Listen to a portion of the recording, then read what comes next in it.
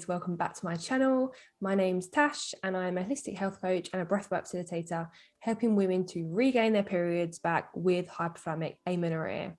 Today I wanted to talk about caffeine and period recovery. And no, this is not a caffeinated beverage. This is my nice lemon water that I love to have every morning. But I really wanted to dive into caffeine today because it comes up quite a lot with clients that I coach, and just how it interferes and potentially interferes with your sex hormones and period recovery. Often I recommend to reduce or completely eliminate caffeine when you are trying to regain your period back, especially with hypothalamic amenorrhea. And I'll give you all the reasons below. But when I say caffeine as well, I also mean like energy drinks as well as coffee. It doesn't have to be just coffee alone. So just talking a little bit about my experience with caffeine, I used to drink coffee every day, nothing too intense, like maybe twice a day. And I gave it up. I actually gave it up to do ayahuasca, which is like a plant medicine. And I did that in Peru, which is a total another story. But I gave it up for that reason, because we had to have a very stripped down diet for that. And what I found is when I reintroduced it after also regaining my period, I started getting really jittery and anxious. My heart started beating really fast, and I really could feel the effects of that drug. So it's actually really crazy when you do take time away from coffee and you realize just how sensitive that you can be to it. When I started reintroducing a little bit of coffee and having my iced coffees, which I really love doing, I now have that as decaf, but I was just introducing it and having normal coffee. And I was noticing that my ovulation date was like running away from me. So again, I was really sensitive even after regaining my period back with coffee. So let's get into the reasons why I think you should be reducing your coffee intake, especially when you have HA. So the first one is it can affect your bone density. So research has found that if you have around 8 cups of coffee a day, it can increase your calcium in your urine by about 77%, which then can have a knock-on effect and possibly create a deficiency. And this deficiency could affect your bones. So with HA, we have a prevalence of having potentially low estrogen, which can be linked to osteoporosis and other kind of bone issues. And also when you don't have a period every year, your bone density can be reduced by 2.5%.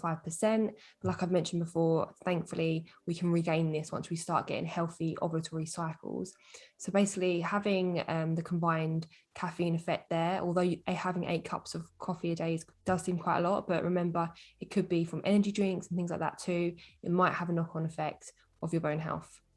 To also go along with this, coffee changes your pH level, so it kind of makes you more acidic, which can contribute to osteoporosis as well. So caffeine can also mean that we make less thyroid hormones that are available in the body, and it can also affect our sleep. So that's why it's always recommended to kind of after like 3 p.m. knock any coffee or any caffeine on the head, in order to help promote your like healthy sleep cycle. But with women with HA, we know how important sleep is, how important rest and recovery is. So just adding that on top is not very beneficial. Blood sugar levels are something else to consider, and this imbalance can also exhaust our adrenals. And of course, I'm going to mention the fact that it raises your cortisol levels, and studies have found that increases cortisol levels at rest. I'm sure you're aware if you're trying to regain your period back, you've got HA, we want to do everything to minimize our cortisol level and to keep it nice and steady. We don't want to be adding these extra spikes throughout our day, especially if you're waking up and you're having coffee in the morning. This is when our cortisol level is naturally high. So we're just adding fuel to the fire there. And again, if you're in a fasted state, and often we see women with HA, they might grab a coffee instead of grabbing food. This can all be very negative and have a negative impact towards our hormones. Caffeine affects the absorption of iron, B vitamins, magnesium. These are all really important for ovulation as well.